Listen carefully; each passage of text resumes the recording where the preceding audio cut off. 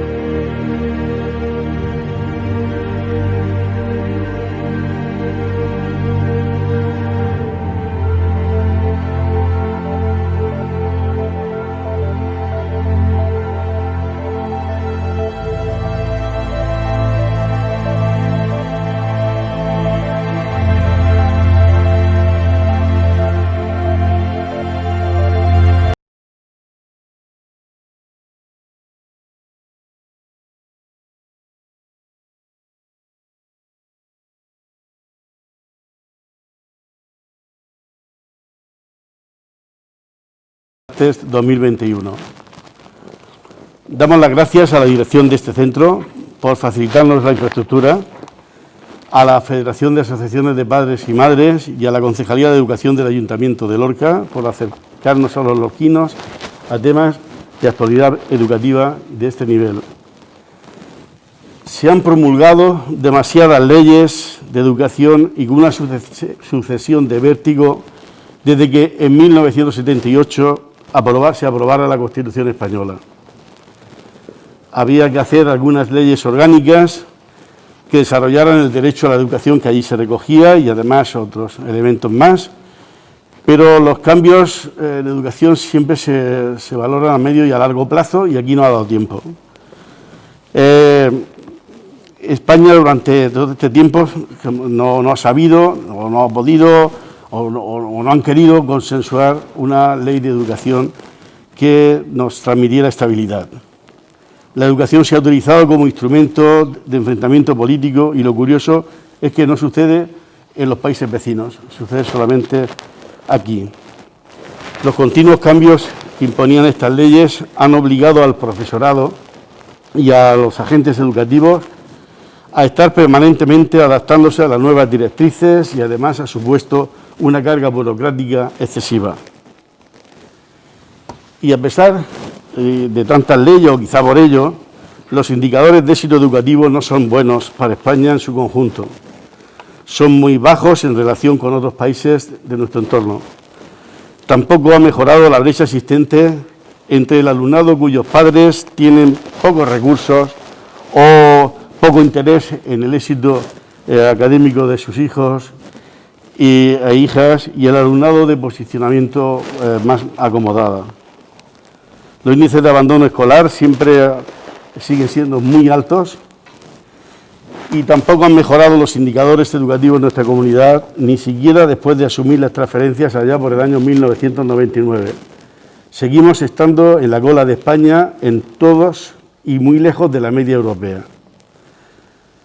Ahora nos preguntamos si la LOMLOE es una ley de educación más o si incluye mejoras significativas, si va a suponer un avance y si podemos tener esperanza en que podría continuar durante un largo periodo. Tenemos la suerte de contar esta tarde con Antonio Viñó Frago y para mí es un honor el tener la grata tarea de presentarlo ante vosotros porque estoy seguro que es la persona más indicada para dar respuesta a todos los interrogantes que tenemos en la mente. Antonio Viñó es doctor en Derecho y colaborador honorario del Departamento de Teoría e Historia de Educación de la Universidad de Murcia. Ha sido decano de la Facultad de Filosofía, Psicología y Pedagogía y director del Departamento de Teoría e Historia de la Educación de dicha universidad.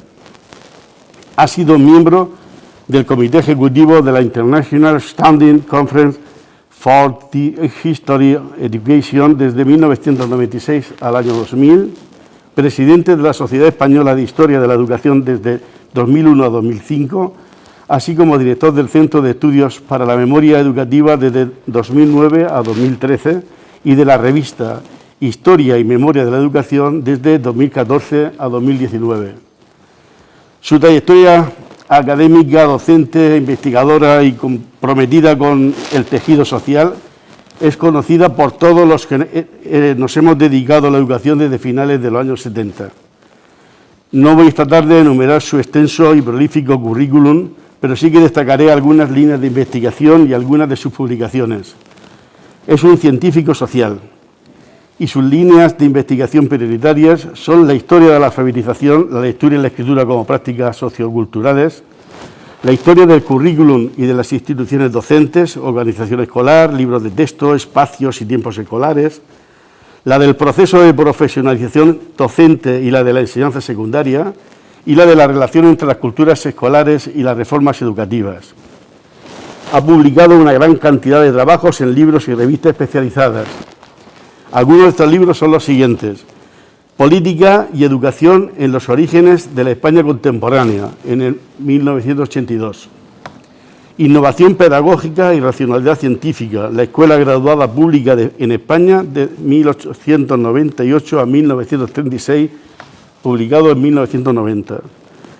Tiempos escolares, tiempos sociales, la distribución del tiempo y del trabajo en la enseñanza primaria en España de 1998. Leer y escribir, historia de dos prácticas culturales de 1999. Sistemas educativos, culturas escolares y reformas, continuidades y cambios de 2002. Escuela para todos, educación y modernidad en la España del siglo XX de 2004 y religión en las aulas, una materia controvertida, 2014. Antonio Viñao Frago, sobre todo, es un destacado defensor de la escuela pública, a la que perteneció antes de incorporarse a la universidad como gestor de la antigua Dirección Provincial de Educación, donde fue secretario. Ha sido miembro de diversas asociaciones relacionadas con la escuela pública como AMIDEP, pero todavía más, es un hombre generoso y comprometido, que es capaz de venir una tarde como hoy a Lorca a hablarnos de la nueva ley de educación y la política educativa en la región de Murcia. Gracias.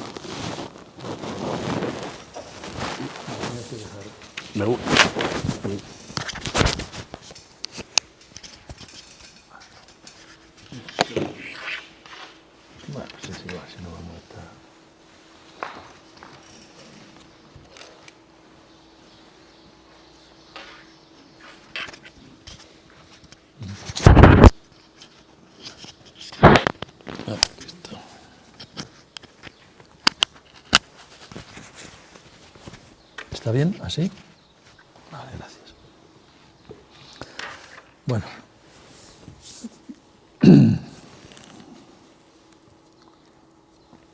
Buenas tardes, primero, a quienes están aquí ahora, quienes asisten a esta charla, y como lógico, las personas que nos ven y escuchan.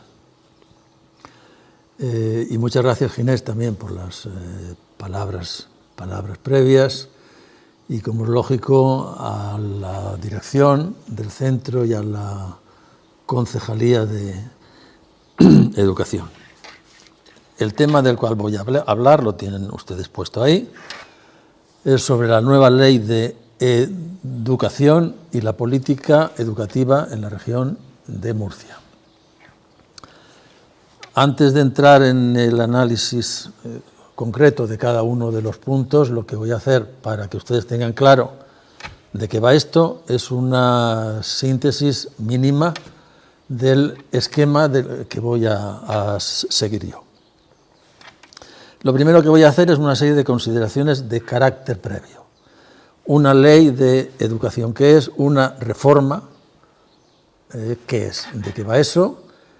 Y cómo podemos afrontar el análisis de cada una de ellas. porque el análisis ese previo les va a hacer ver algunos de los puntos que vamos a ir viendo con cierta calma luego. Luego, una vez que pase esa serie de aspectos previos, entro en el análisis de cuáles son los principios y valores en los cuales se sustenta la ley nueva, es decir, la LOMLOE. El ideal es una cosa, los principios y valores son una cosa, la realidad previsible, la aplicación, después lo vamos a ver, puede ser otra. Luego, como contraste, ¿cuáles son los principios, valores que sustentan la política educativa del PP en general y en concreto aquí, en Murcia? Después, algunos de los problemas y cuestiones en un sentido amplio, son muchas, pero yo voy a tratar algunas de ellas que plantea la ley nueva, la LOMLOE. Y luego los problemas y las cuestiones, visto todo lo que hemos visto antes, que previsiblemente plantea ya la aplicación de la LOMLOE en Murcia. Ese es el esquema que más o menos pues sigo yo. Primero, una serie de consideraciones que tenemos que tener en cuenta a la hora de analizar cualquier ley de educación o cualquier reforma nueva. Primero, las leyes educativas pueden, y verán ustedes que subrayo el pueden modificar la realidad, pero pueden también no modificarla. Yo creo que todas las personas, o por lo menos la mayor parte de las personas que hay aquí ahora, saben que la ley Wert, vigente hasta ahora, tenía prevista la implantación de las reválidas y sin embargo después no se hizo nada, por la razón que sea, no entro en eso ahora. Es decir, las leyes modifican la realidad, pero no toda ella ni en aplicación total y absoluta de lo que en ellas se dice. Y luego, no las modifican a corto plazo. Hay una ley nueva, pero los centros son los mismos y el profesorado sigue siendo el mismo. ¿Hasta qué punto una ley nueva influye, modifica la metodología, la estructura de los centros? Lo que se puede pensar es que realmente, si se quieren ver los efectos de una reforma o de una ley, hay que esperar, a veces, primero, esa ley tiene que estar vigente durante 10, 15, 20 años y esperar a que salga la generación que se ha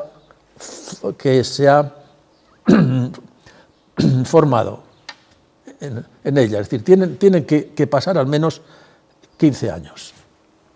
Luego, solo modifican la realidad de lo que sucede en los centros y aulas parcialmente y muchas veces no en el sentido además que las leyes quieren. Luego hay otro aspecto último. Esta ley, como pasó con la otra ley, nos guste o no, estemos de acuerdo con ella o no, nace con una fecha de caducidad. El día que haya un cambio de gobierno, esta ley será modificada por otra. Eso puede ser que sea dentro de 4 años, de 8, de 15, pero sabemos eso. Segundo punto. Una ley, una reforma nueva no opera sobre un vacío, es decir, no opera sobre una tabla rasa en la cual no sucede nada antes. Lo que quiere decir es que encontrará el apoyo de determinados sectores, encontrará apoyo en una parte del profesorado, familias, pero al mismo tiempo generará por sí misma resistencias en una parte del profesorado, en una parte de los padres y madres, y en los distintos agentes que resultan afectados o implicados en el sistema mismo. desde los editores de libros de texto hasta las distintas iglesias, partidos, etcétera, etcétera, etcétera. Y luego las leyes operan, se aplican en un determinado ambiente social o clima. La educación es un reflejo de la sociedad.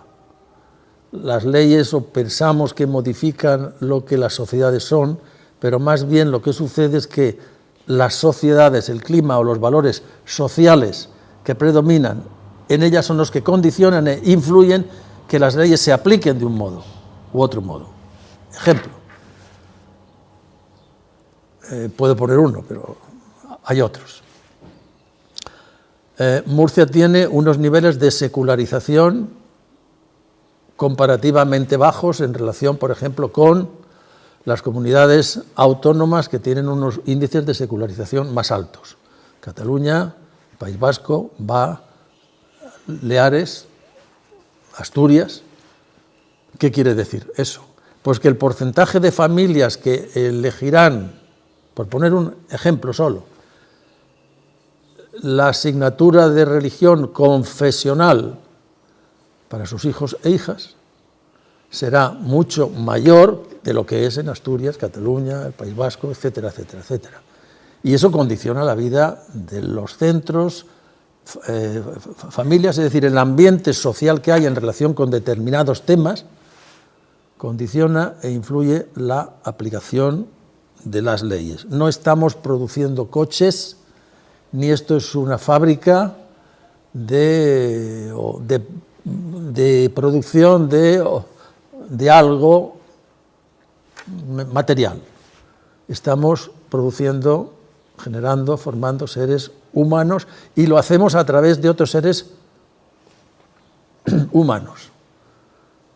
Y como es lógico, los valores sociales que predominan en el contexto del centro, de los padres, madres, alumnos, etcétera, condiciona que la educación sea de un modo o sea de otro modo. Tercer punto. Todas las leyes se aplican, puesto que son normas con un sentido muy general y amplio, no pueden prever la diversidad de situaciones que la realidad tiene. Imposible. Y en este campo muchísimo más. Cada profesor, cada alumno, alumna, es un mundo. Cada día es distinto a otro. Es decir, los profesores sabemos que la actividad docente es una actividad situacional condicionada por la situación del momento en el cual el aula funciona. Y no hay ningún día que sea exactamente igual a otro. No hay ningún curso que sea exactamente igual a otro. Una ley no puede preverlo todo, no puede atarlo todo. Son normas generales que se dictan para Galicia, Melilla, etcétera, etcétera. Eso lo que quiere decir es que el profesorado, los centros, en función del alumnado que hay y de las familias que hay y del contexto que hay, tendrá que interpretar esas leyes, aplicar y ver cómo esas normas se pueden aplicar a los alumnos que están allí y no a otros.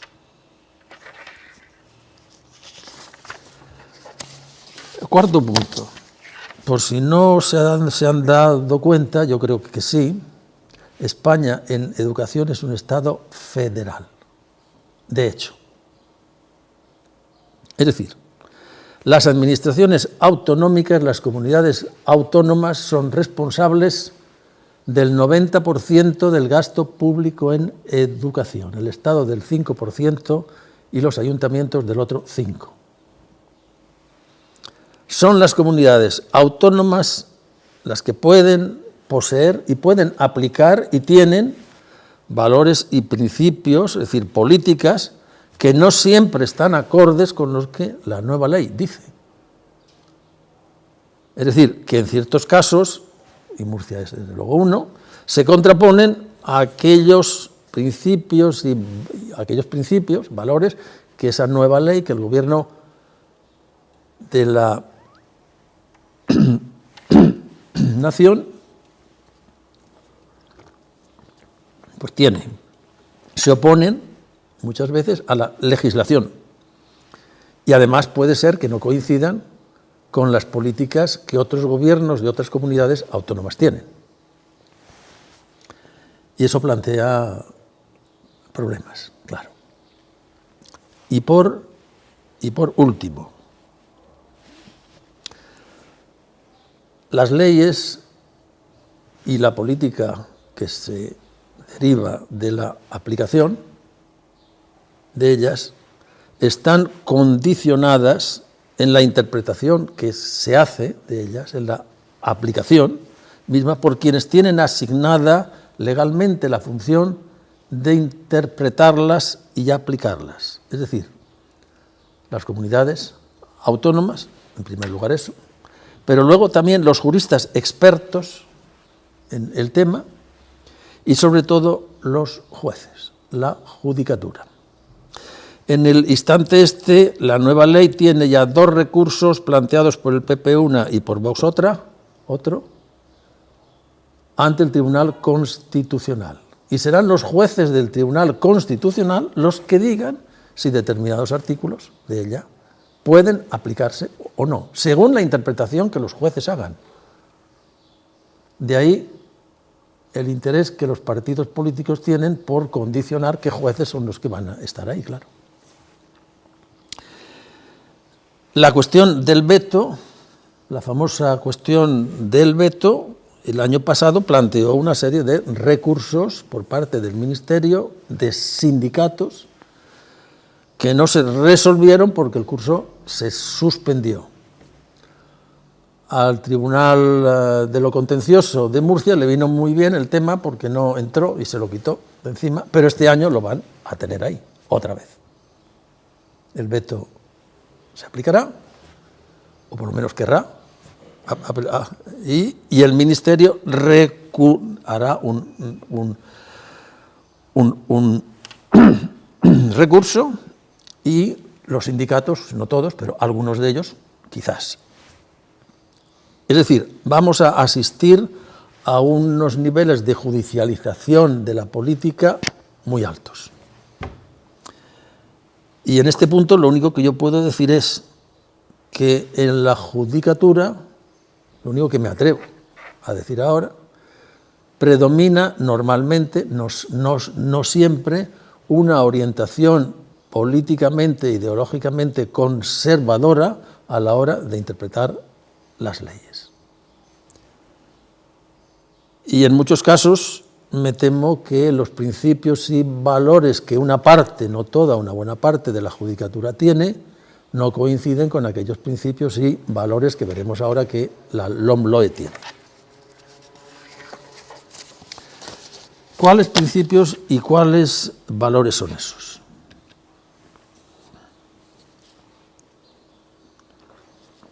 Verán que enuncio 2 ahí. Justicia social, por un lado, meritocracia, por otro.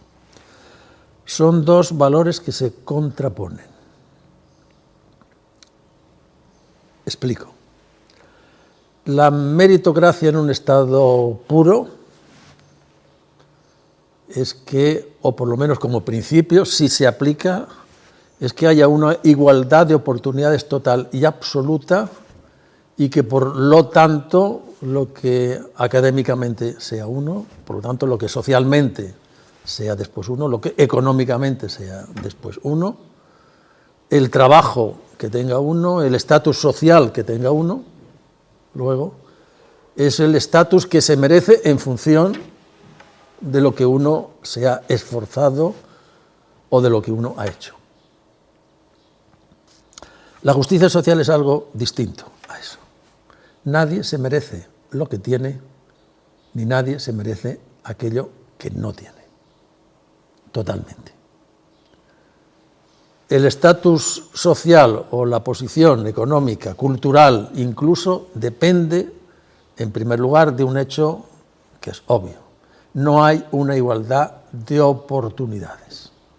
Podemos acercarnos a ella, o puede ser que las desigualdades sean más bajas, pero una igualdad de oportunidades exacta y en estado puro no existirá, nunca.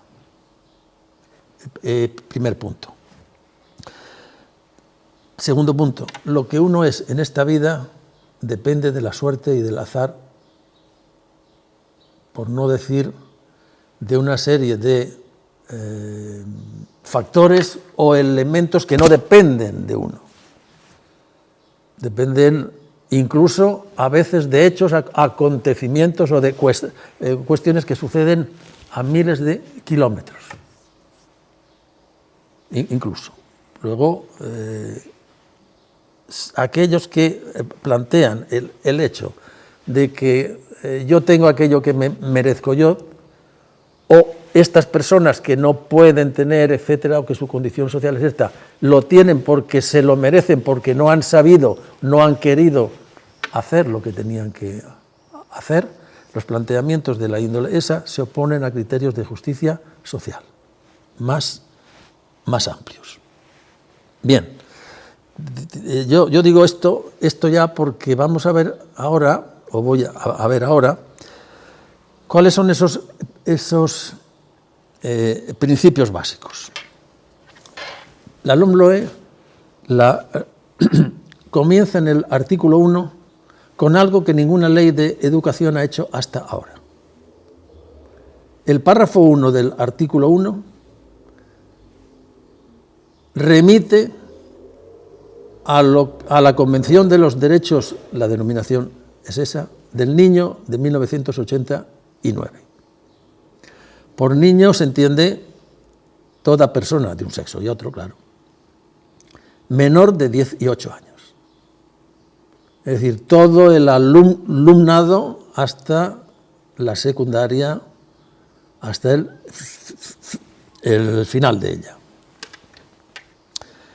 Remite a ella y dice que la nueva ley asume, toma, se rige por los principios que la Convención de 1989 establece y fija. Convención ratificada por España en el año 90 y que está integrada dentro de la Constitución al mismo nivel, exactamente igual que cualesquiera otros derechos y libertades que la Constitución fije.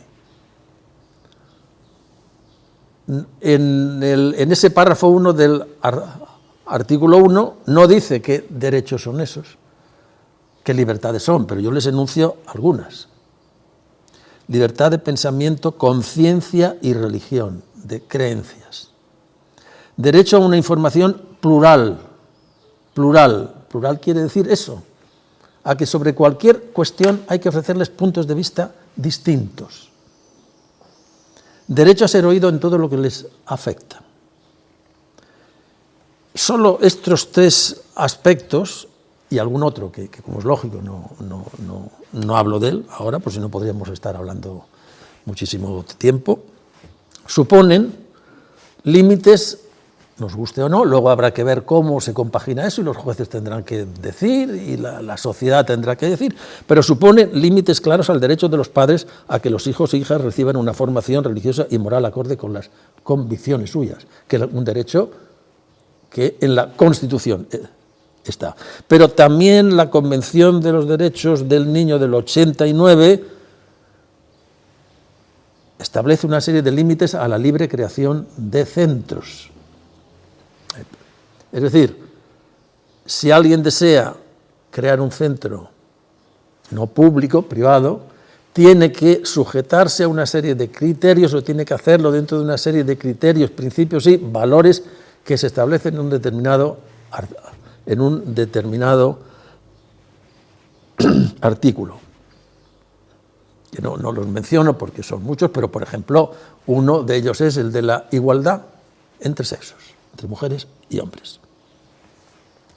Y aparte de eso, fíjense, que se opone a la enseñanza de una religión confesional como asignatura con fondos públicos con orientación adoctrinadora o proselitista. Es decir, que no proporciona una información plural del mundo de las religiones y no trate como verdaderas a unas y como no verdaderas a otras. Comprenderán que no es ninguna cosa, vamos a decir, no es ninguna cosa simple el tema del cual les hablo ahora. Segunda disposición, que si uno se lee la LOMLOE puede pasar por encima de ella y no verla, porque es la disposición adicional 41. Al final ya, de pronto nos encontramos un artículo en medio de una serie de temas que regulan unas cosas y otras, que dice que la enseñanza y el aprendizaje, cualquiera de ellas, me da igual que hablen de historia como de matemáticas, de física, etcétera, etcétera, tiene que enfocarse desde el punto de vista de los valores que sustentan la democracia y los valores humanos. Y pone ejemplos de cuestiones que en los, yo no sé cómo, eso sí entra en unas materias, en fin, u otras, pero los ejemplos que pone son estos. Tendrán que verse, hacerse, estudiar la historia de la democracia en España y la historia de la cultura de las minorías étnicas, o la historia de los hechos que hayan atentado contra los derechos humanos. Ejemplo, el Holocausto y la lucha por los derechos de las mujeres. Repito que esto está en una disposición final que si uno puede pasar perfectamente y no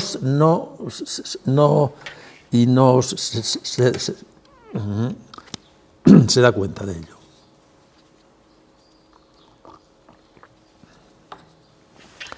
Pero, ¿cuáles son aquellos principios que ya de un modo más claro sustentan todas las disposiciones? Fundamentalmente dos. Un ideal basado en la igualdad, por un lado, equidad, por otro. La ley maneja como términos sinónimos casi uno y otro. No lo son, pero por lo menos en la ley lo leí unas veces se utiliza un término y otras otro. ¿Qué significa eso? Y en la ley está expresamente dicho todas estas cuestiones que voy a decir yo ahora. Primero, que no tiene que existir ninguna discriminación educativa por cualquier condición personal o social. Ahí entra todo: sexo, religión, clase social, etnia, etcétera, etcétera. Cualquier condición de carácter personal, social, que suponga una discriminación, en principio debe de montarse un sistema que haga posible que no se pueda dar. Segundo punto, igualdad entre mujeres y hombres, es decir, coeducación, primacía de la ideología de género y respeto a las identidades culturales y sexuales. Puesto que la desigualdad es obvia, socialmente, educativamente, entre unas clases y grupos, alumnos, alumnado, unos y otros, tendrá que establecerse una educación que en la medida en la cual se pueda hacer compense la desigualdad. Cuarto punto, las administraciones tendrán que, yo les estoy diciendo lo que la ley nueva dice que habrá que hacer, luego ya veremos a ver hasta qué punto sí, hasta qué punto no, y cómo, y si eso se puede. Dice, las administraciones, y administraciones se entiende gobierno central por un lado y comunidades autónomas, claro,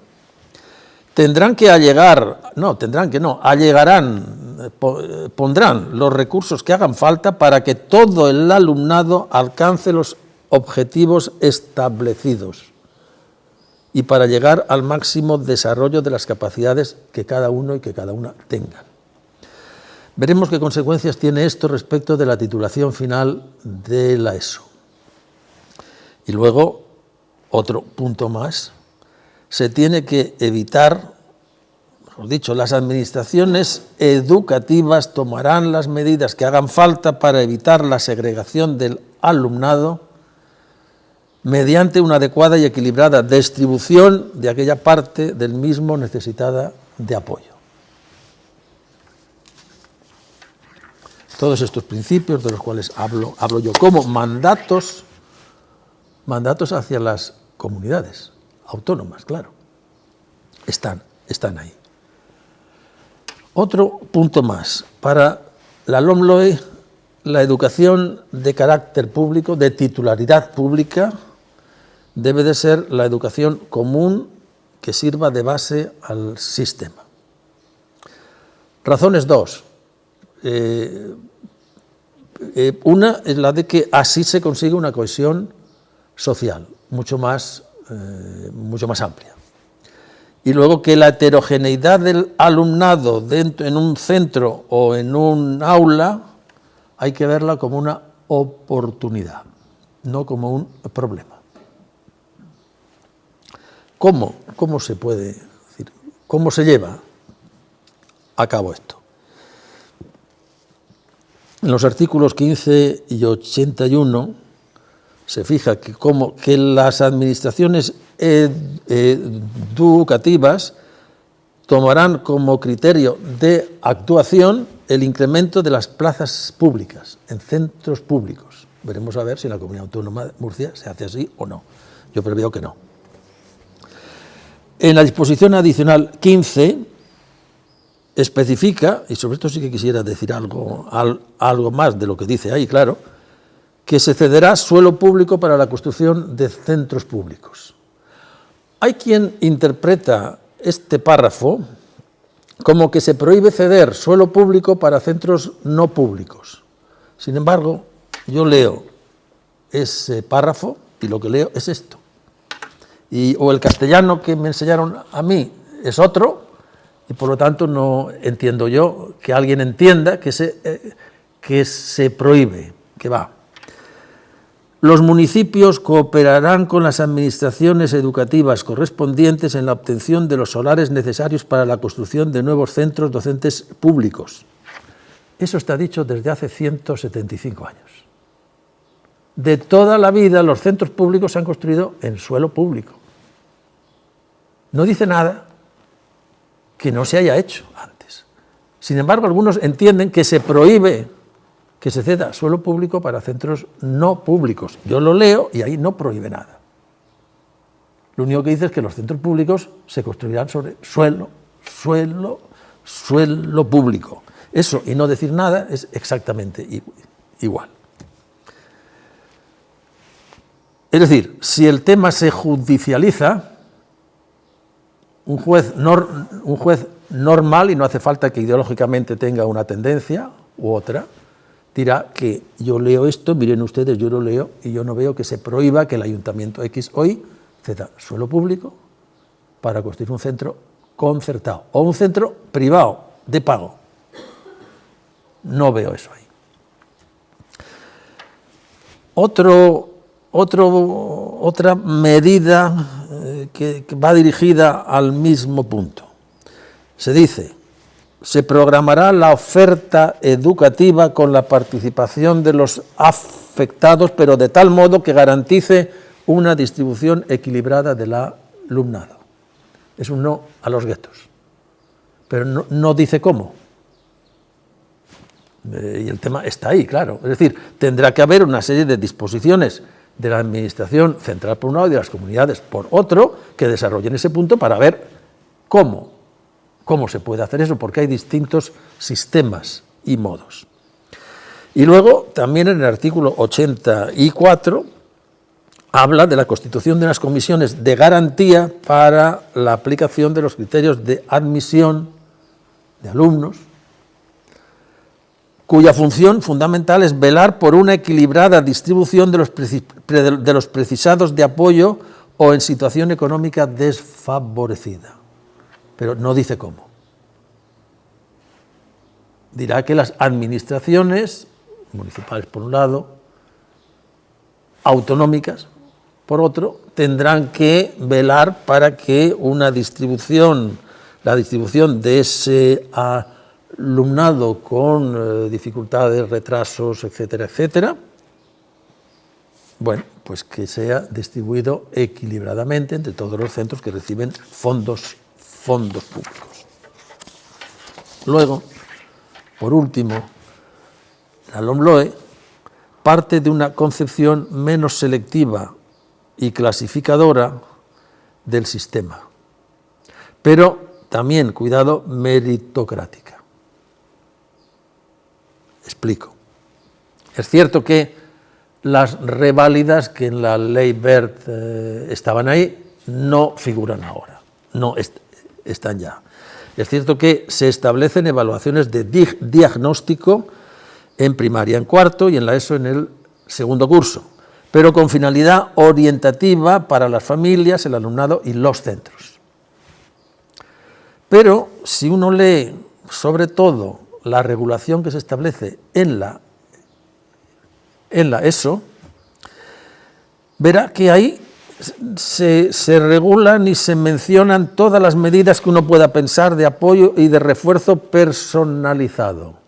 Todas las medidas de diversificación curricular que se les ocurran están todas ahí.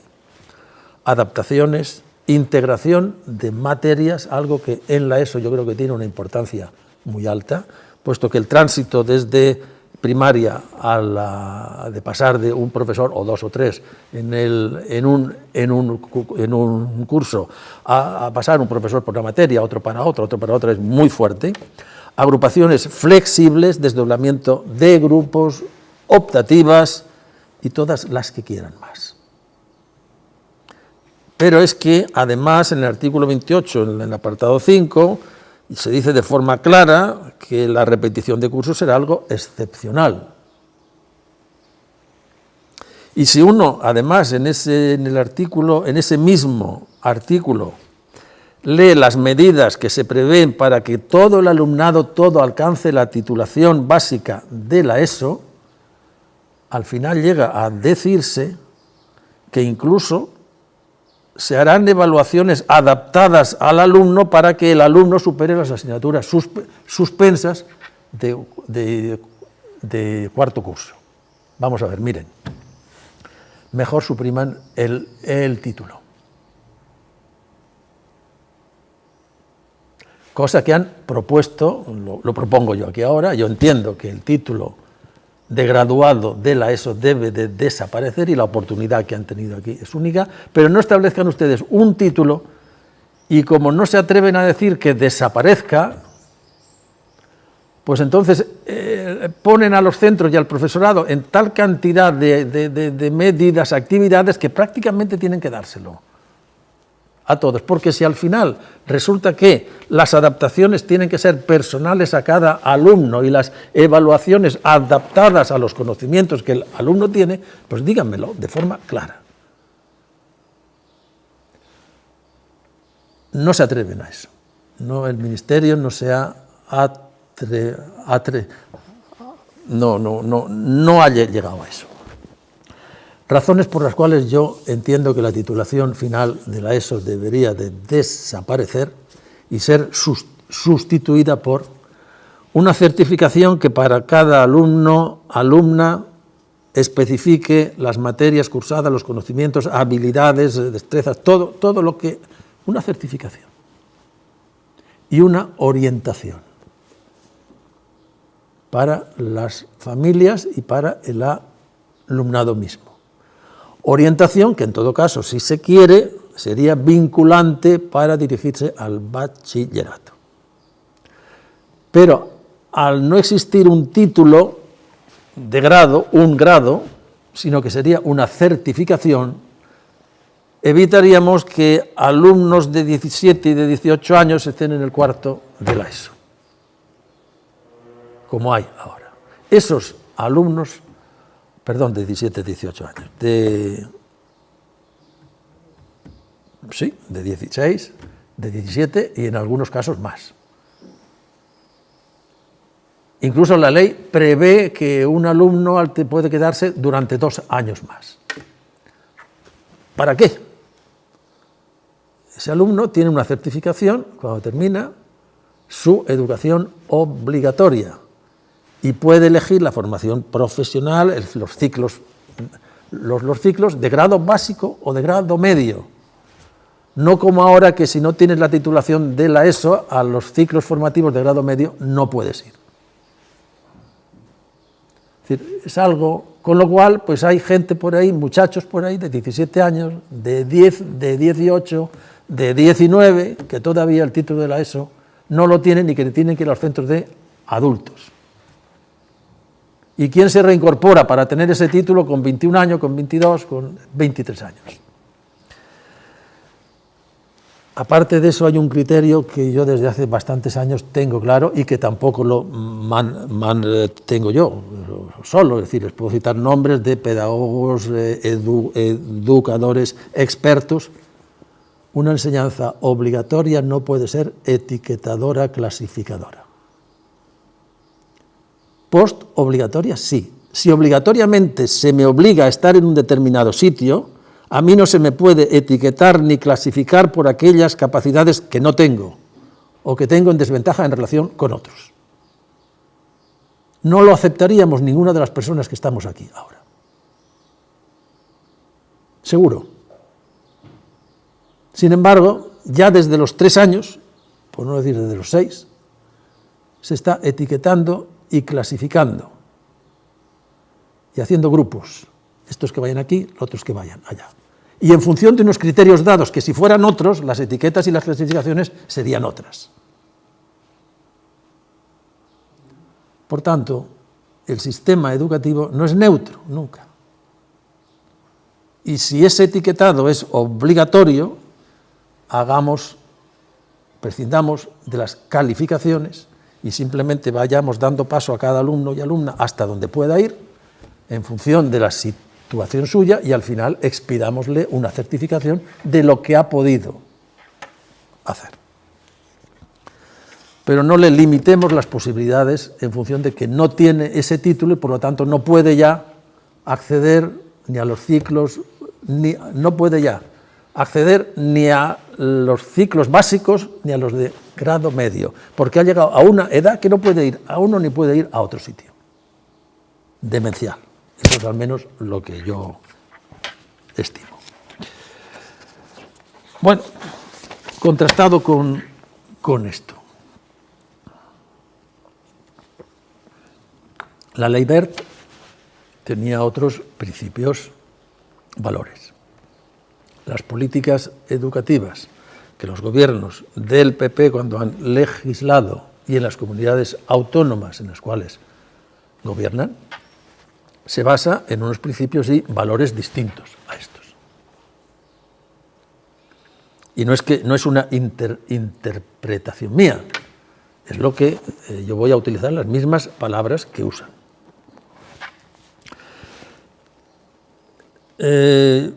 Se basan fundamentalmente en 2 columnas, 2 ejes, 2 principios básicos. Uno, la libertad de enseñanza entendida exclusivamente, ese concepto de libertad de enseñanza es mucho más amplio, pero no voy a entrar en eso ahora, entendida exclusivamente como libertad de creación de centros.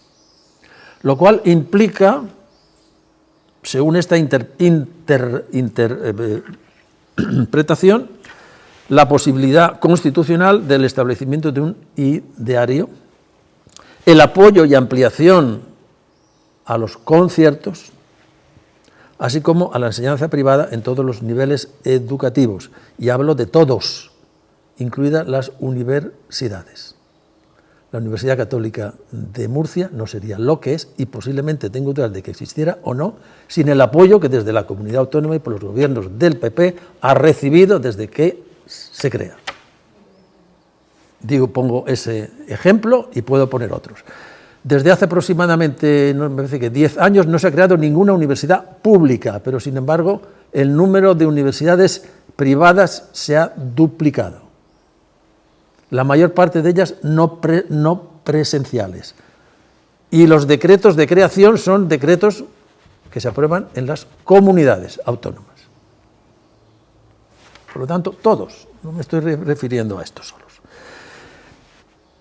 consecuencia de eso es que para que los padres puedan elegir, el principio de que los padres y madres elijan centro, distrito único, cesiones de suelo público a la enseñanza concertada, privada, la UCAM, repito, nace sobre suelo público, que el Ayuntamiento de Murcia efectivamente cede. No terreno del alcalde y de los concejales que por ser católicos privan, no, sino terreno de carácter público. Y por lo tanto se defiende la financiación directa o indirecta de la construcción de centros concertados. Uno de los ejes es ese. El otro, el derecho de los padres a que los hijos reciban una formación religiosa y moral acorde con las convicciones suyas, que en la Constitución efectivamente también está. Eso sí significa que para que ese derecho se pueda ejercer tiene que haber una elección de centro. La libertad de elección de centro es un eufemismo. Lo que quiere decir es libertad de selección del alumnado por aquellos centros en los que la demanda supera la oferta. Dicho así, es otra cosa y, sin embargo, la realidad es lo que acabo de decir yo ahora. Relacionado también con eso, y para que ese derecho se pueda llevar a cabo, tiene que existir una educación, una materia, una asignatura confesional, religiosa, evaluable, con efectos académicos y como materia equiparable a otras, con un claro peso en el... Es decir, no me la pongan ustedes ni al principio ni al final, en medio.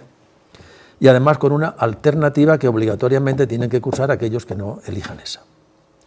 Y desde luego, para que ese derecho de los padres se ejerza con toda la firmeza y seguridad, tiene que haber alguna especie de veto parental que desde luego de simbólico no tiene absolutamente nada, aunque sea disfrazado o ahí como que queda como una posibilidad. Solo el mero hecho de que la posibilidad exista significa ya un factor disuasorio a muchos centros que dicen, para no meterme yo en la posibilidad de que tenga o un padre o una madre vengan por aquí, estas materias o este asunto que el año pasado dimos, fuera.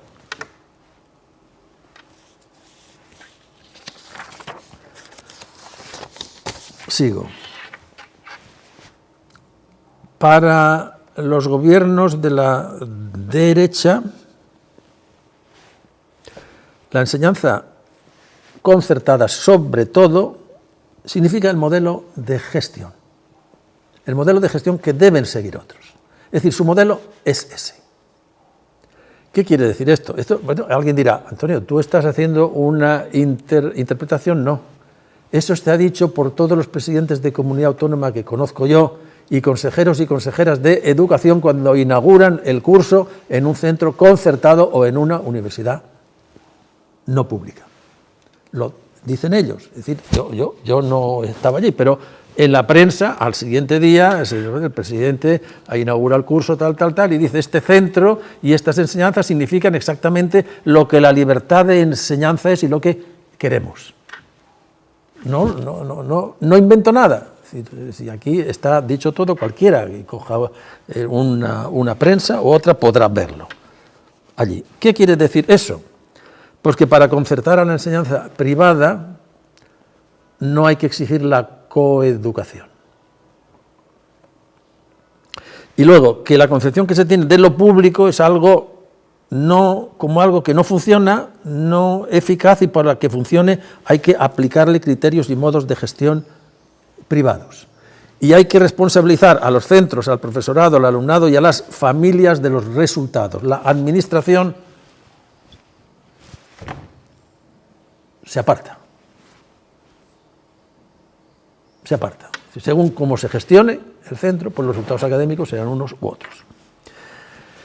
Y como contraposición a lo que veíamos antes, ese carácter no meritocrático que todo sistema educativo tiene, aquí se refuerza más. Es decir, se tiene una concepción más selectiva, más etiquetadora, más clasificatoria del currículo. Se refuerzan los filtros, reválidas, promociones de curso más exigentes, repeticiones. Se aplica la ideología meritocrática del esfuerzo en estado puro, como si el esfuerzo fuera igual para unos que para otros. Y luego se tiene una concepción más tradicional de la enseñanza, más basada en la memorización, en los conocimientos y datos a través de estándares detallados y evaluaciones acorde con ellos. Pero cuidado, para el sector público. Les voy a leer muy por encima dos anuncios publicitarios de dos centros no públicos, privados, no sé si concertados o no, me da igual, de Murcia. Anuncios que en el periódico, bien, en anuncios se anuncian, somos el centro tal, o las ideas que nosotros tenemos son estas, el tipo de educación. Dice que quieren que el alumnado tenga sentido crítico, reflexión y autonomía, habilidades de empatía y de ciudadanía. Dicen expresamente así: en este centro no se memoriza, se experimenta. Que los alumnos tengan un criterio suyo propio, y que aprendan a exponerlo. Que compartan los aprendizajes suyos con otros. Que trabajen en equipo. Que se adapten a los cambios. Como es lógico, tecnología, etcétera, etcétera, etcétera. Otro, formamos personas comunicadoras, desarrollamos la comunicación, la creatividad, la innovación, el pensamiento crítico y el trabajo en equipo.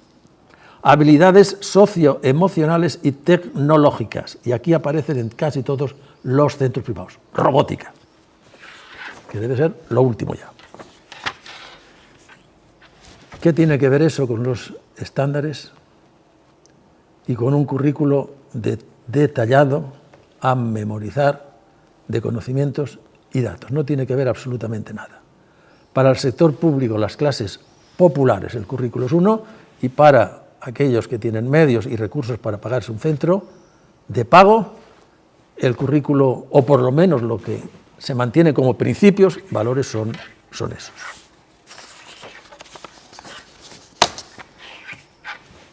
Muy rápidamente, dos o tres cuestiones o problemas que a mi juicio la LOMLOE tiene. Tiene más, pero en fin, yo planteo o toco algunas de ellas. Una de ellas, lo dije ya antes, tenemos un sistema educativo federal en el cual los órganos de coordinación y de cooperación que en todos los estados federales existen para que los estados que componen la federación tengan políticas acordes, son o tienen una regulación y un funcionamiento insuficiente. Nos falta una cultura federal. Pero además en este país, y en otros también, pero yo creo que tanto no, la lealtad institucional está ausente. Ese concepto es un concepto creado por el Tribunal Constitucional alemán para dar a entender a las autoridades de los Länder, las comunidades autónomas, aquí, qué tipo de comportamientos tienen que tener entre sí y en relación con el gobierno. Lealtad institucional. Aquí lo que se dan, en este caso y en otros casos, son retrasos, boicoteos, partidismos, recursos judiciales, incumplimientos y una utilización del poder en las comunidades autónomas que desde luego por lealtad, la lealtad digamos no solo no existe, sino que se rompen todos los principios y es decir, dígame usted lo que va a hacer, que yo voy a hacer otra cosa. Pero no, dígamelo antes, usted, porque así sabré qué es lo que voy a hacer yo. Esa es la situación nuestra. En todos los casos no, en unos casos más, en otros casos menos. Planteo el tema del cual hablé antes y con el cual ya no diré nada. A mi juicio, la titulación final de la ESO, tal y como está planteada, es innecesaria. Suprímase. La otra cuestión es, todas esas medidas sobre distribución del alumnado, que haya recursos públicos, no discriminación, etcétera, etcétera, etcétera, ¿con qué recursos se cuenta? Para un currículum personalizado, adaptado, eso supone más recursos, más materiales, más medios, más centros, más profesorado. En la disposición adicional número 8 se dice que se aplicará como mínimo el 5% del PIB. Recuerdo que eso no se alcanza ahora. Recuerdo que en la época en la cual el PP estuvo en el poder se bajó al 3,9, 3,8, que en la época del PSOE lo más que se llegó es al 4,1, 4,2, y que ya me dirán a mí de dónde se va a sacar el dinero para poder llevar a cabo lo que la LOMLOE pretende hacer. No sea que nos pase lo que nos pasó con la LOCSE. Otro punto, y en relación con el sector público. En la LOMLOE, en el preámbulo y en algún artículo se habla de los problemas que plantea el paso de la primaria a la ESO. Lo digo aquí, en un centro de secundaria. ¿Por qué los centros privados pueden tener infantil, primaria, ESO, bachillerato, ciclos formativos, y donde las familias saben que a los 3 años entra en un centro y sale a los 18 años, y en un centro público no? Que me lo explique alguien. No hay ninguna razón, ninguna. Los problemas del paso que el alumnado efectivamente tiene se plantean en el sector público, solo o fundamentalmente. Y posiblemente en la ESO haya que ir a una integración de materias con un profesorado, digamos, que cubra campos mucho más amplios que los que tiene ahora.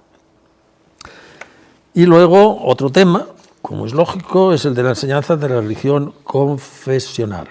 En las disposiciones adicionales 2, 3 y 4 remite al convenio con el Estado del Vaticano y a las normas que hay para la enseñanza de las religiones evangélicas y de la religión islámica. Hebrea no, porque los miembros de la religión hebrea dijeron que no quieren ayuda del Estado y que no quieren que en los centros públicos, que ellos, eso es una cuestión de sinagogas por un lado, familias por otro.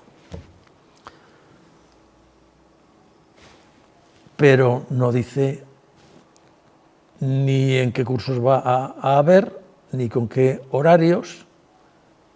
Lo único que dice es que se respetará lo que los acuerdos dicen, etcétera, etcétera. Ese va a ser un tema de recurso, seguro.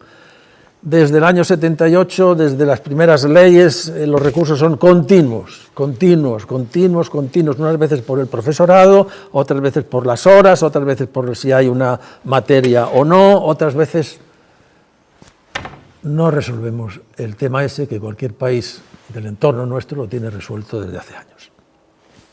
Y luego hay una cuestión que no la apunto yo ahí, pero que yo se le digo. Hay un tema pendiente desde hace, y yo me dedico a esto desde hace años, pues por lo menos 40 años. Un estatuto del profesorado. La formación inicial del profesorado se deja tal y como está, y se dice que se estudiará el tema.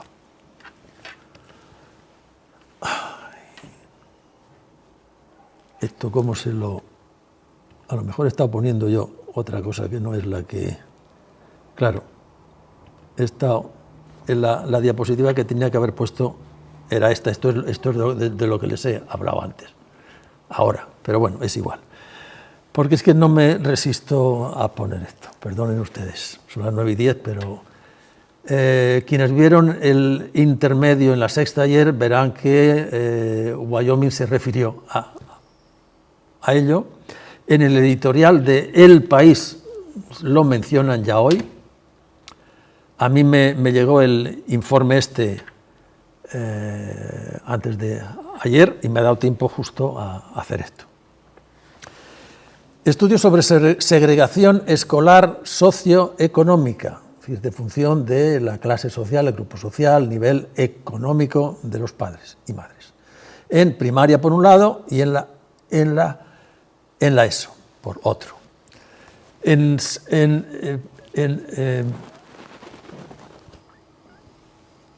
primaria verán cómo el color azul es del año 2015 y el color más claro es del 2019. Los niveles de segregación escolares en primaria vamos detrás de Turquía y de Lituania, el tercer país con niveles de segregación escolar más alto, el nuestro. Por segregación se entiende la concentración de determinados grupos sociales más altos o más bajos en los centros. Pero, fíjense en esto. Madrid, la comunidad autónoma, tiene un sistema de segregación escolar a la madrileña. O sea, supera a todos los países de la OCDE casi, y si España tiene una cifra alta, lo vamos a ver ahora, no es por las comunidades autónomas, por el resto, sino porque Madrid supera en el grado o nivel de segregación escolar, de lo cual nadie habla en los días estos. Sin embargo, en la segregación escolar económica, en la ESO, España se encuentra en un nivel ya medio. Segregación escolar socioeconómica en la ESO por comunidades autónomas. Madrid nos gana a todos. El otro día, en vez de discutir en los debates televisivos esos de las cosas que discutían, pues se tenía que haber sacado esto, claro. Luego el País Vasco, la media de España, una media alta, porque Madrid la sube, Andalucía después, Cataluña después y Murcia. Murcia tenemos un nivel de segregación escolar moderadamente alto, que ha crecido desde el año 2015 al 2018, por aplicación seguramente del distrito único. No lo sé. Perdonen que les haya entretenido un poco más, pero acabo. Unas referencias mínimas, aunque yo creo que por lo que he dicho, pues más o menos han podido pensarlo antes ya, de algunos de los problemas que planteará la aplicación de la LOMLOE en Murcia. El sistema educativo en la región de Murcia tiene una serie de deficiencias y de déficits estructurales. Tenemos de las tasas más altas de retraso escolar, de abandono. Tenemos niveles en la población adulta de analfabetismo funcional, también de los más altos. Y tenemos, según informes de Cáritas, de UNICEF, entre un 25 y un 30% de menores de 18 años en peligro de exclusión social. Pongo ahí consolidados en el tiempo. No es una situación de hoy. Es decir, no, nadie me puede decir, no, tú has culpado de esto a quienes gobiernan. No, hace 10 años era igual, hace 30 años era igual, los datos serían otros. Pero comparativamente con otras regiones, desde que existen estadísticas educativas en España a mediados del 19, por lo tanto hace ya casi 200 años, Murcia ocupa con Extremadura, Andalucía, Canarias, los lugares últimos. O aquellos lugares más altos cuando se trata de un indicador negativo. A lo único que se puede responsabilizar a quienes durante muchos años pues han estado en el poder y han podido amortiguar de algún modo esto, es que no han tenido o han aplicado unas políticas acordes con esto. Si queremos salir de esto, tenemos que tener unas políticas educativas distintas durante al menos 15 a 20 años. 2 generaciones. sino dentro de 25 años vamos a estar un poco mejor de lo que estamos ahora, los porcentajes que son muy malos o negativos no van a ser tan malos, pero comparativamente con otros vamos a estar exactamente igual, a la cola. Los dos principios ideológicos básicos que rigen la política educativa de la región de Murcia, y no me lo invento, sino que las declaraciones del presidente, de los presidentes que hubo antes, de las consejeras y consejeros que hubo antes, y de la que hay ahora, que ya le han dicho lo que puede decir y lo que no puede, y cómo, porque no lo tenía muy claro, pues son dos.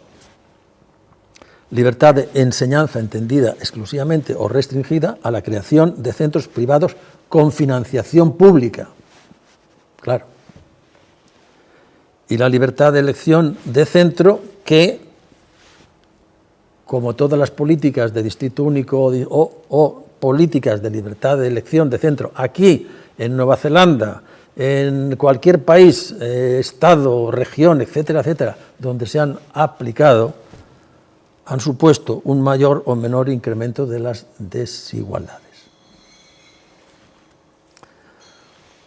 Los datos estadísticos están ahí. Para un índice 100 de hace aproximadamente 10 años, el gasto presupuestario, el gasto público en los centros de carácter público podía estar en un 105, 108, y el gasto público en los centros concertados está en un 120. Son datos, son hechos, por lo tanto no invento eso. Y luego otro de los problemas claves es la opacidad y la ausencia de información estadística relevante. No entren ustedes en la web de la Consejería de Educación si quieren saber ustedes o ver algunas estadísticas que seguramente existen pero no las hacen públicas sobre la evolución desde que se tenga información o datos sobre el retraso, la repetición de curso, abandono, el nivel educativo de la población adulta, etcétera, etcétera, no existen, no están, no se sabe. Si se aplicó hace X años, 4 o 5 años creo, la política de distrito único, lo menos que se podía haber hecho era un estudio para ver, una evaluación año a año para ver qué consecuencias. No hay datos. Por último, preveo que va a haber resistencias en la Comunidad Autónoma de Murcia, en el gobierno de la Comunidad Autónoma, preveo no, está ahí, lo dicen ellos ya. Resistencias a la aplicación de la LOMLOE. Retrasos, boicoteos y un enfrentamiento político, legal y judicial con el gobierno que hay ahora. Y por lo tanto, eso lo que quiere decir es que vamos a asistir, desde el punto de vista político, legal, a un curso, a un próximo curso, y lo previsible es que esto siga así, muy ajetreado desde el punto de vista de los enfrentamientos entre un gobierno y otro. Y de los recursos, y los jueces tendrán que decir pues, qué es lo que se puede hacer, qué no, cómo los centros tienen que qué cosas pueden hacer, qué cosas no, el profesor, saber también si a los alumnos hay que dirigirse de un modo u otro, si las materias que yo puedo enseñar, este tema lo puedo tocar o no, y cómo, etcétera, etcétera, etcétera. Auguro cursos movidos desde el punto de vista político, desde el punto de vista judicial. Nada más y muchísimas gracias.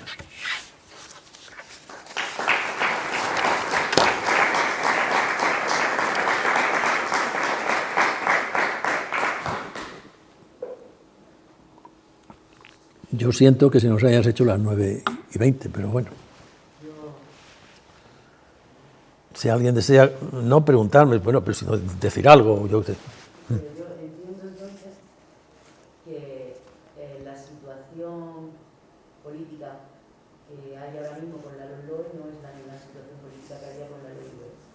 Claro. El mantenimiento de esos aspectos tan problemáticos, y esta zona ha hecho mucho daño, el tema del veto parental, que es más el miedo que tenemos, sí. Pienso yo.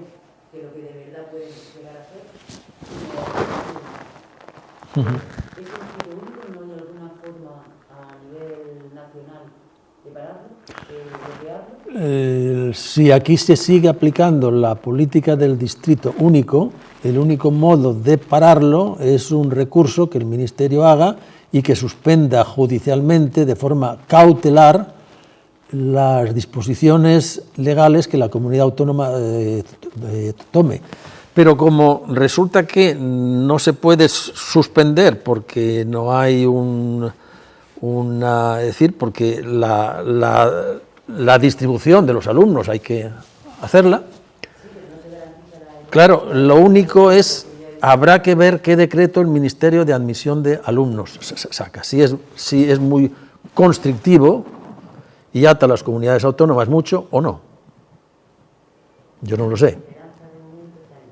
Si el gobierno no llega a un decreto que sea muy claro, detallado, etcétera, etcétera, me temo que las posibilidades de escaquearse, de interpretar, de retorcer, de modular, etcétera, van a ser altas.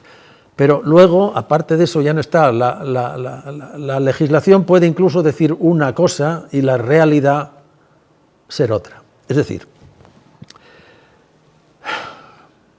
si un centro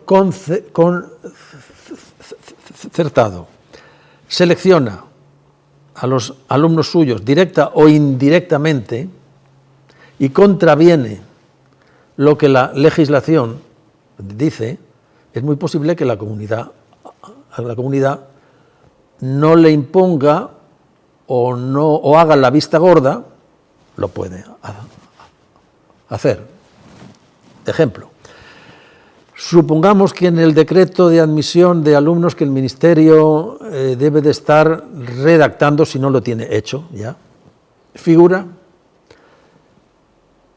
una disposición que diga que todos los centros que reciben fondos públicos tendrán el mismo porcentaje de alumnado con necesidad de apoyo o con necesidades especiales, un 10%, y que por lo tanto todos los centros concertados tendrán que tener una doble lista, una lista por así decir, con arreglo a los criterios, proximidad, etcétera, etcétera, etcétera, y otra lista en la cual esos criterios no se aplican porque hay una discriminación positiva a favor de aquellos grupos sociales más desfavorecidos. Estoy hablando de cosas que se pueden hacer y que se están aplicando en algunos países. Yo ignoro si el Ministerio va a imponer eso o no.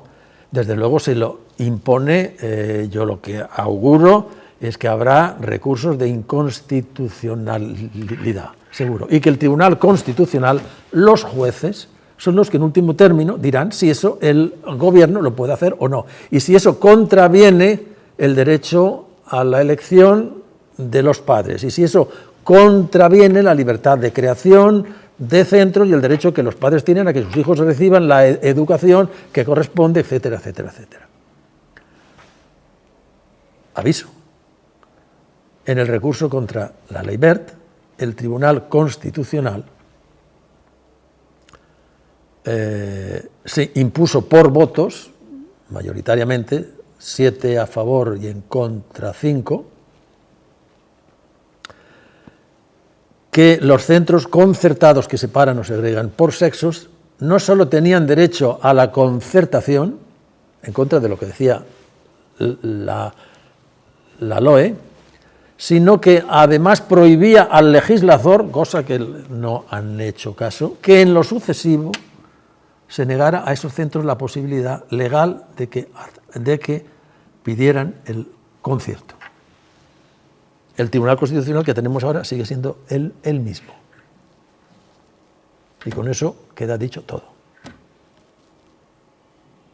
El sector, vamos a llamarle progresista dentro del Tribunal Constitucional, si son 12 miembros o 11, no sé ahora, no creo que supere los 3, 4, como mucho. Y por tanto a mí no me no me parecería, es decir, no me suena a extraño que determinadas medidas que el gobierno tome para asegurar que va a haber una equilibrada distribución de ese tipo de alumnado entre unos centros y otros, entre todos los centros que reciben fondos públicos, bueno, me extraña o no me sonaría a cosa rara que el Tribunal Constitucional, con la composición que hay ahora, dictamine que algunas de esas normas son inconstitucionales. Aquí en la emisión en directo te preguntaban una pregunta muy genérica, ¿qué te parecía la nueva postura de la consejera de Educación? Yo no puedo juzgar desde aquí a alguien, es un hecho que no. Yo creo que es una cosa obvia, ¿no? Es decir, esa señora está ahí pues porque concedió su voto para poder estar ahí. Dio su voto para poder estar ahí. Y eso ya pues lo dice todo. En fin, a mí no se me ocurre más.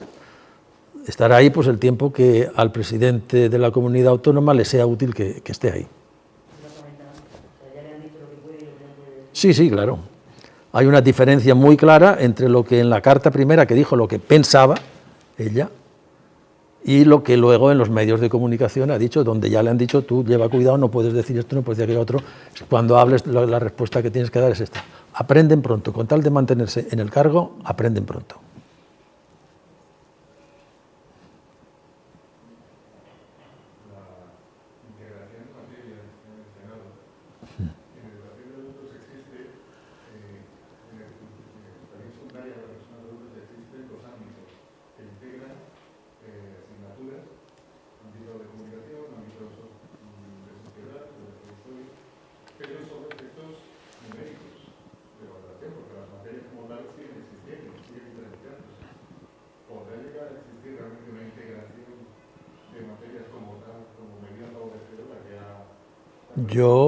Lo que pasa es que, claro, la LOMLOE dice eso, dice que los centros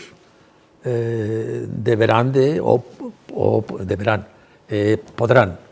Pero claro, eso depende también de lo que la comunidad autónoma en el desarrollo de la LOMLOE, diga, y depende del número de profesores que haya.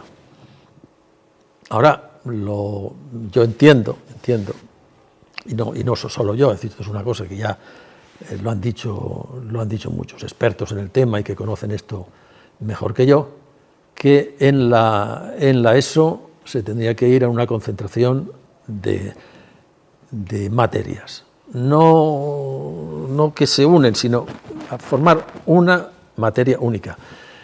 Luego, por otro lado, claro, eso se contradice con lo que en la misma ley está de que se tienda a organizar la enseñanza por proyectos. Si la enseñanza se organiza por temas, las materias, por decirlo así, saltan. Claro, saltan. Es decir, entonces no, pero claro, entonces los centros tendrán que ver para que la enseñanza se pueda organizar de ese modo, tiene que haber un profesorado que lo acepte, que lo quiera, si no, claro. Entonces habrá centros que funcionen de un modo, habrá centros que funcionen de otro, o a lo mejor determinadas materias se agrupan en un proyecto único. Yo no lo sé, es decir, no hay sobre eso una norma dada. Ahora, entiendo que en la ESO el número de materias tendría que ser menor del que hay ahora.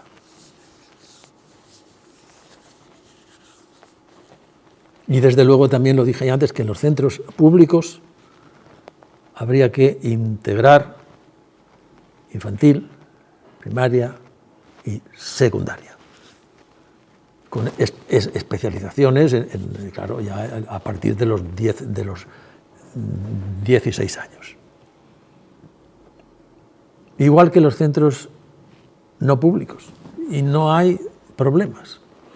Yo sé que va a haber problemas por los cuerpos de profesores los centros unas resistencias, etcétera, etcétera, sobre todo en el profesorado de secundaria. Que eso ya para el profesorado de secundaria sería, por algunos de ellos, todos no, la puntilla final después de la Ley General del año 70. Pero es obvio que un centro funciona mejor y las familias yo creo que lo verían muy bien que los centros públicos integren toda la enseñanza desde los 3 años hasta los 18 años. Se puede ir haciendo poco a poco, pero eso es algo que habría que hacer.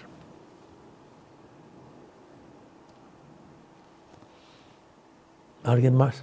Lo veo un poquito complejo. Sí, ya lo sé. Me gusta mucho que te hagan una ampliación en aquella zona en la que es necesario ampliar o un centro nuevo, pues si bien... Sí, claro.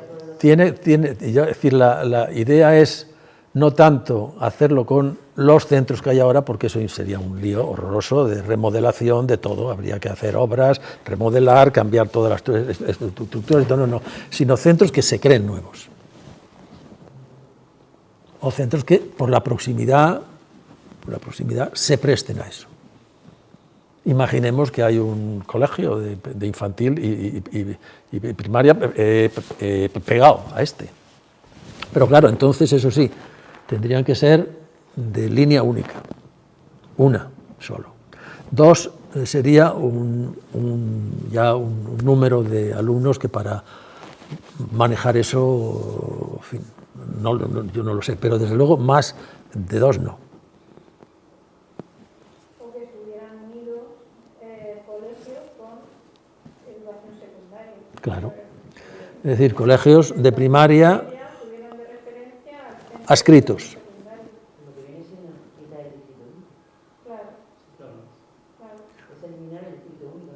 Con lo cual ya el miedo este que tienen los padres ahora con las matriculaciones de haber... Claro.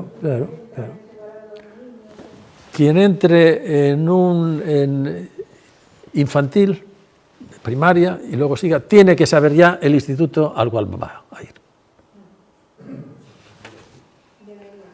Claro. Y luego como es obvio, en primaria los alumnos de los últimos cursos hay que llevarles al instituto a que es decir, antes, que no lleguen por primera vez allí a los claro.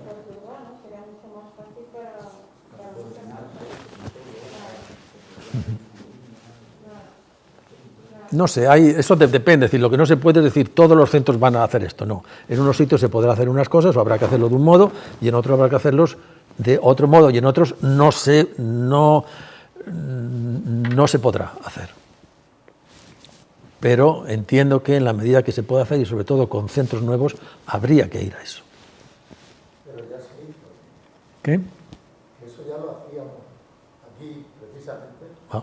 Claro. En este instituto en el que yo no trabajaba aquí, mi colegio, la Virgen de la Huerta, como otros colegios, teníamos como referencia este colegio. Yo trabajaba en secundaria entonces y nos coordinábamos de tal manera que hasta en ciertas asignaturas llevábamos la misma editorial.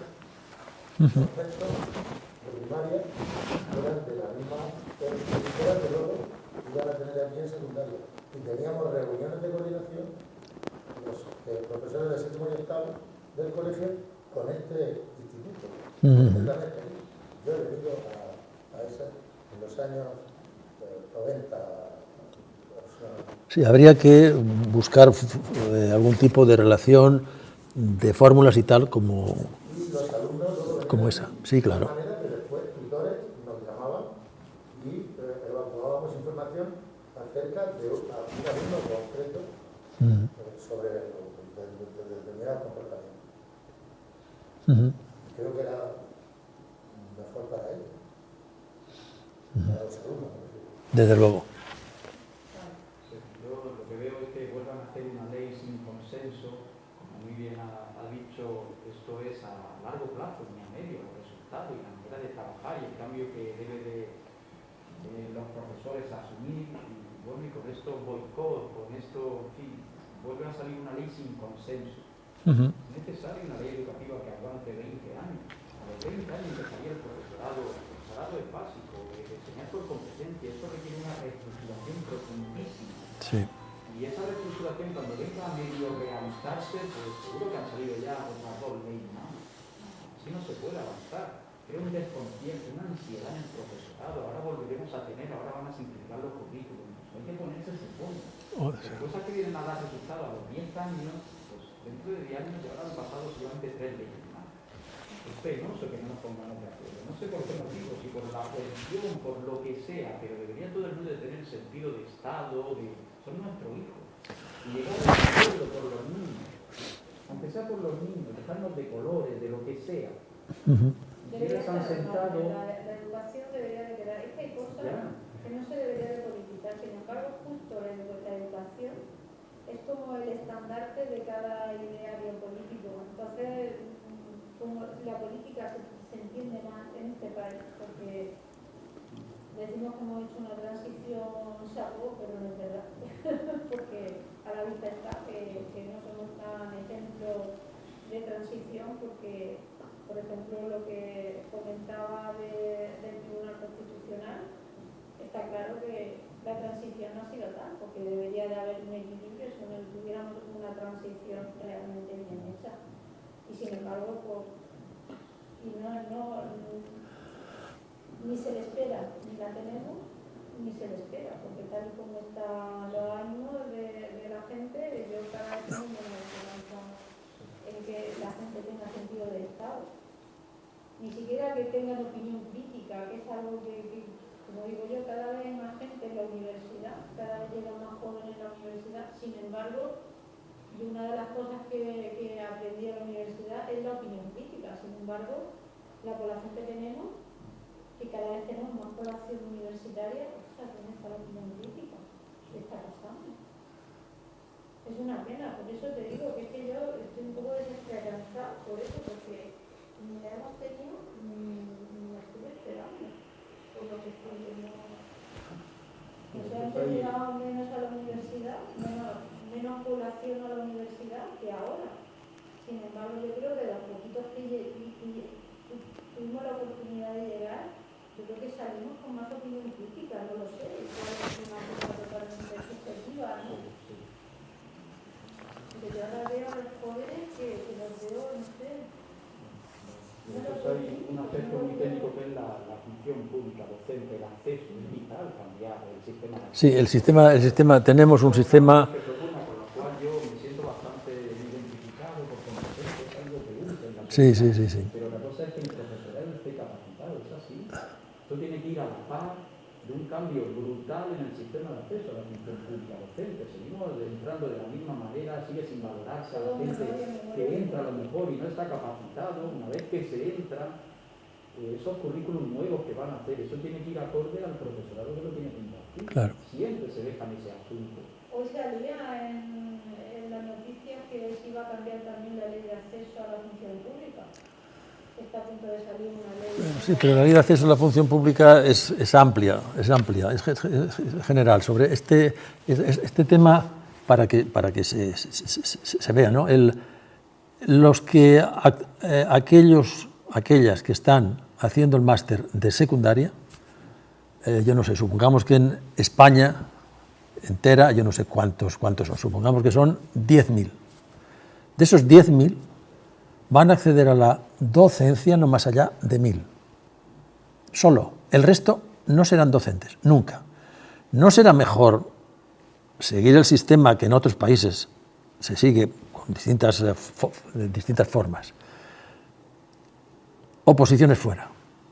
Selección de carácter previo y vamos a formar como docentes a aquellos que efectivamente van a serlo.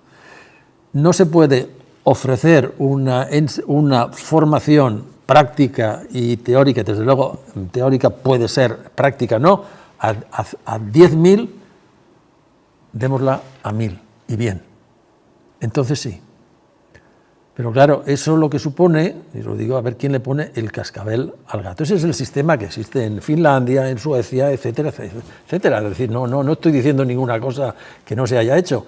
¿Para qué quiero formar en la facultad de la cual he sido yo profesor? ¿Para qué quiero formar para el magisterio a no sé cuántos son 2.000 alumnos que pueda haber? El alumnado puede ser 2.000, si luego maestras van a ser nada más que 300. Oye, usted haga un examen previo, una selección previa, llámale oposición, prueba de carácter previo, coge 300 y durante 4 años tú formas a 300 bien. Pero para formarles bien, hay que, con 300 lo puedes hacer, con 2.000 no, tener un sistema de prácticas y con unos y otros en otros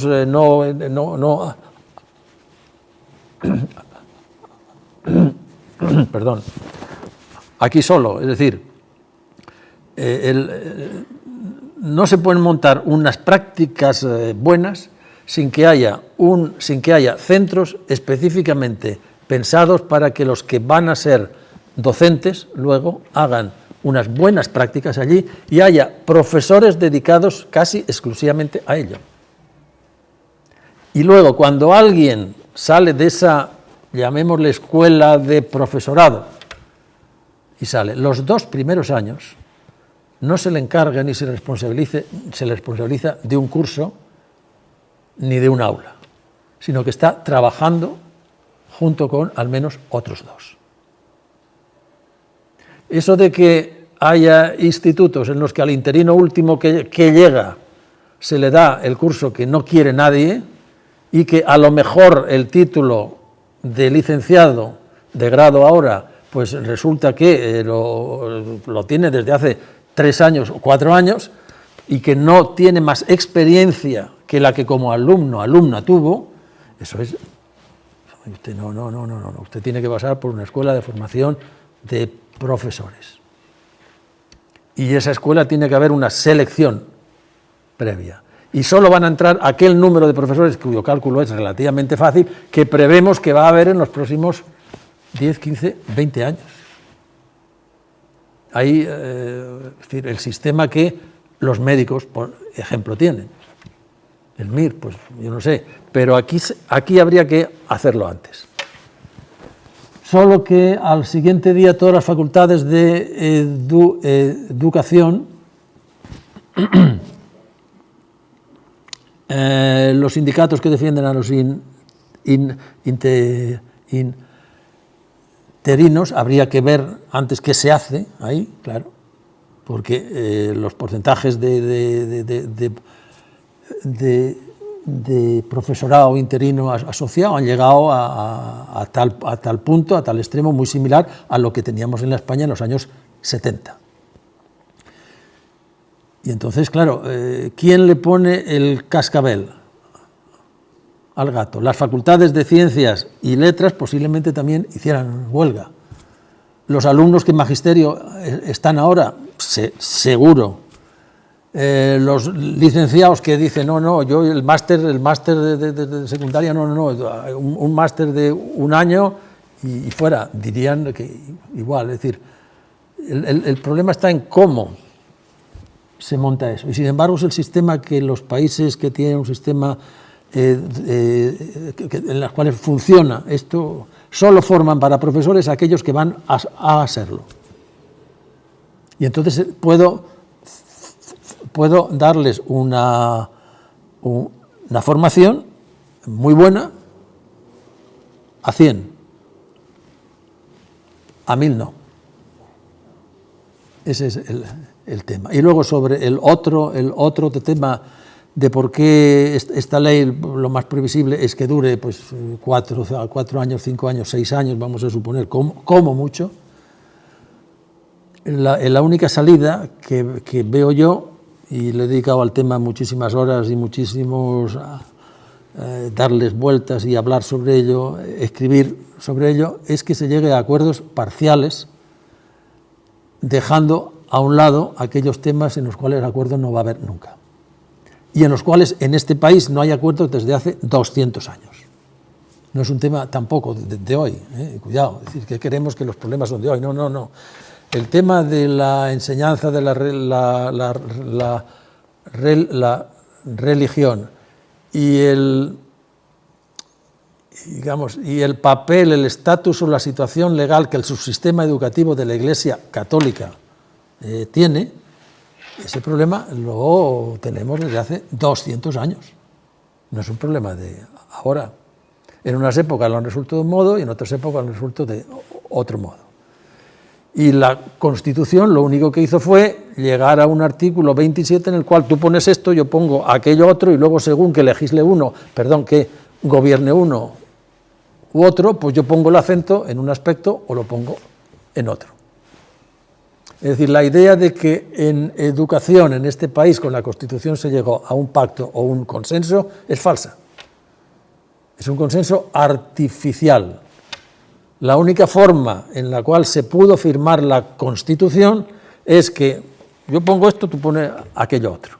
Y luego, cuando yo esté en el poder, pues yo destacaré esto, que es lo que quiero yo, y tú pues destacas aquello otro. Y así estamos desde el año 78. Pero repito, este es un problema que este país arrastra desde hace 200 años. Otros países tienen otros, este problema quizás no, pero otros sí. No han tenido una dictadura en la transición. Lo han resuelto de otra forma. La única solución son acuerdos, tal y como las cosas están ahora, llegar a acuerdos parciales en aquellos temas en los cuales los aspectos ideológicos y de poder no entran. Si no se puede llegar tampoco a un acuerdo en eso. Quiero decir, si unos defienden que no se puede pasar de curso con una asignatura suspensa y otros, o que se puede, pasar de curso con suspensa con 2 y otros, o unos 3 y otros 1, pues entonces 2. Quiero decir que ahí no hay mucho. Si las repeticiones de curso a lo largo de la primaria o de secundaria nos dicen que tienen que ser 1, otros dicen que nada y otros dicen 2, pues vamos a dejarlo en 1, pero que tal y que cual. Es decir, ahí se puede llegar a acuerdos. Y luego conceder un grado de autonomía a los centros y al profesorado muy alto, para que la enseñanza y el currículum se organice y se determine desde el profesorado, por redes de profesores. El poder político y la administración, cuanto menos se meta en el currículum, mejor.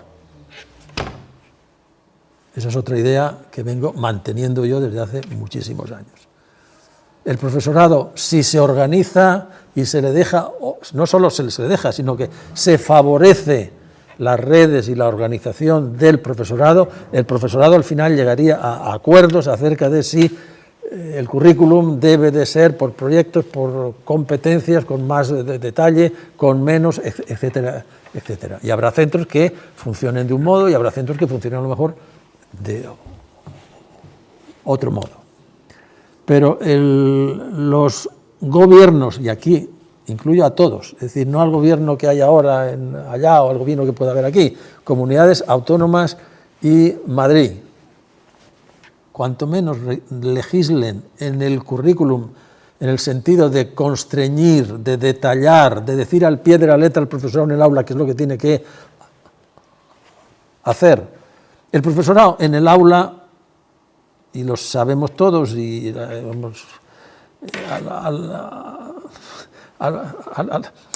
cada uno en función del alumnado que tiene, de la materia que da, del día a día, del centro, de lo que viene, de cómo está, etcétera, etcétera, se organiza de un modo u otro. Y la enseñanza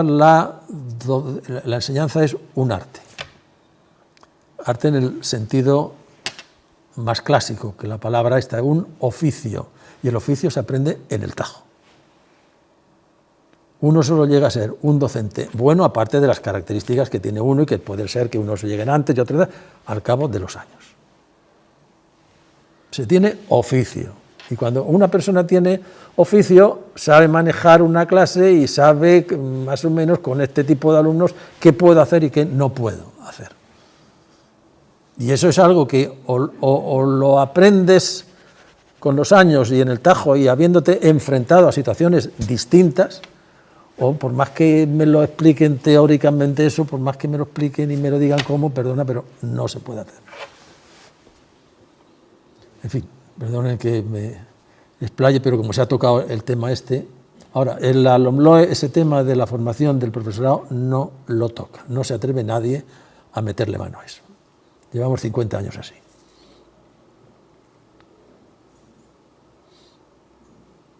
¿Os parece bien que terminemos? Muchas gracias. A todos, a los que estáis aquí y a los que nos han oído. Agradeceros a todos la presencia, tanto a los que están aquí físicamente como a los que nos siguen en el streaming. Agradecer también a Lester la organización de esta jornada, al equipo, a Juan Antonio, en representación de todo el Centro Arcam Mega y fundamentalmente a Antonio Viñá por acompañarnos esta tarde, todo un referente en materia educativa. Creo que por la hora que Sí. esto al final queda manifiesto que estos debates son necesarios, que tenemos que hacerlo y que evidentemente las leyes enriquecerían mucho. Muchas gracias. Muchísimas gracias a ti. A ver si saco esto.